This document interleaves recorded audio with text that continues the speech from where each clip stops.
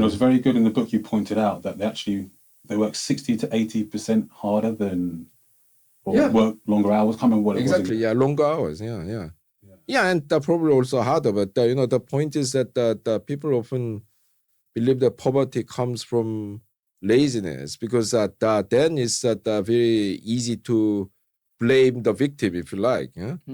But it comes from low productivity, for which poor people actually have only very little responsibility, because the reason why poor countries are poor is that because if you like, rich people in the poor countries don't do their job. They don't invest, they don't lay down good infrastructure, they don't educate people, they don't provide good healthcare system. They don't provide worker training.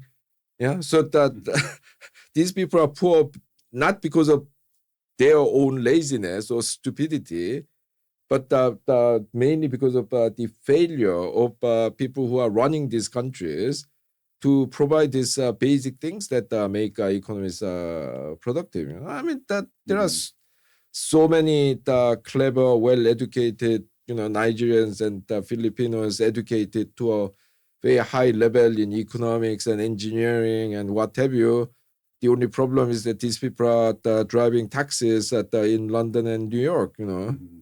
Why? I mean, that when you hire an engineer from, I don't know, Tanzania to work in Germany, his or her productivity immediately shoots up to the sky, because now she's working with the advanced machines, well-working organizations, functioning infrastructure. It wasn't because he was stupid that his productivity when he was working in Tanzania was low. Sorry, Ha-Joon, can you just bring that mic closer to your face? Oh, yeah, sure. I also think it's important as well that you noted cultural dynamism and how, because people would never, ever, ever believe that the Japanese or the Koreans were once depicted right. as being lazy. Yeah. And you provided quotes from Beatrice Webb, the sociologist, who she came to these Asian countries and she was appalled by what she saw. Yeah. That's right. Yeah, that she said, my ancestors, the Koreans were, lazy, religionless, uneducated savages. No, but if you go back in time, I mean, every time you look at the travel journals and memoirs of rich people, when they talk about the people in poor countries, they say the same. The English used to say the same about the Germans. In the early 19th century, when Germany was not industrialized and was a poor country, so English people would go and say things like, "Oh, Germans are stupid. Germans are too emotional. They are too individualistic." And then the famous writer, Mary Shelley of Frankenstein fame, she said, "Germans never hurry." So, this is the kind of thing that Europeans go to poor countries in Asia and Africa and say these days.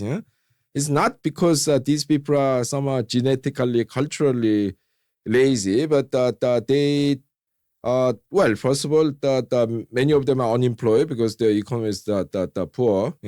So they have not much to do. And secondly, in agrarian societies, timekeeping is actually not that important. So you're a subsistence farmer in rural Africa. Okay, you got up 40 minutes late this morning because you had a bit too much to drink last night. Okay, what do? You go to your field 40 minutes later and you come back 40 minutes later. No big deal. But if you are living in an industrialized society where the factory production line has to start at 8:45, everyone has to be there at the time. This is why in industrial countries you drill this idea of timekeeping into children from very early age. I mean, I don't know. I mean, when I was going to school in Korea in the 1970s, when the country was desperately trying to industrialize, we were actually taken points off if you are late for school. Wow. Yeah, it was a crime. Wow. Because our parents' generation didn't grow up with that sense of timekeeping. you're a farmer. I mean, what's the big deal that you are 20 minutes early, 30 minutes late? Doesn't matter. Yeah. So that the people often mistake this the behavior that is generated by the circumstances. The poverty itself, unemployment, the less need for timekeeping in agrarian societies and so on. And then when the rich people see this, they immediately make it into a moral issue. Yeah, these are lazy people. Yeah, they don't know what is good for them. Yeah, we need to go and occupy them and run the country for them. Yeah, some of them said. Yeah, so that you really have to understand this history and why the people behave in certain ways in particular countries, in kind of the more historically the informed way. Otherwise, you keep slipping back into modified forms of racism. That there used to be this idea of the tropical sun during the Victorian time in England. Yeah, I mean, basically, tropical sun makes people lazy. I mean, now these ideas that are packaged in econometrics and epidemiology and soil science and so on, but keeps coming back. The Africa doesn't develop because it's too hot. Yeah, we have to, get over this. Yeah. So if people, they really underestimate how much development alters a society and. Yeah, actually, I would say I was very fortunate in growing up in a society that basically transformed itself from a very poor country to an industrialized country in one person's lifetime. Yeah, yeah. So when I was born in early 1960s in Korea, the country's per capita income was less than half that of Ghana's, less than 1/3 that of Senegal's. I think it was a little bit higher than that of Nigeria's, but we were basically Nigeria. Huh? Yeah. Yeah, now that is one of the richest countries. Yeah, I mean, richer than Spain, richer than Portugal. Yeah.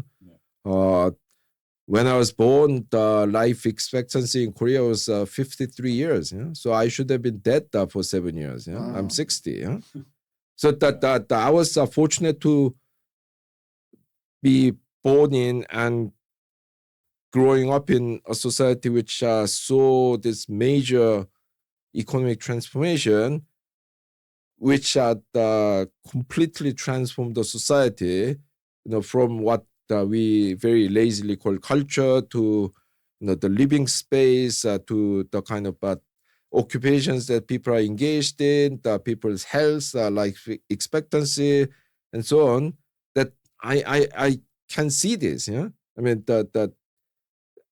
This is why I hate that some kind of progressive Europeans, would think that developing countries should remain poor, so that they preserve traditional culture and live one with nature. That these people are saying it because they don't live there. Yeah, I mean, poverty is horrible. Yeah. And once you see the transformative nature of economic development, then you begin to understand how many of the things that you think are deeply rooted in national psyche, the handed down from historical legacy, all of these things are just kind of surface phenomena.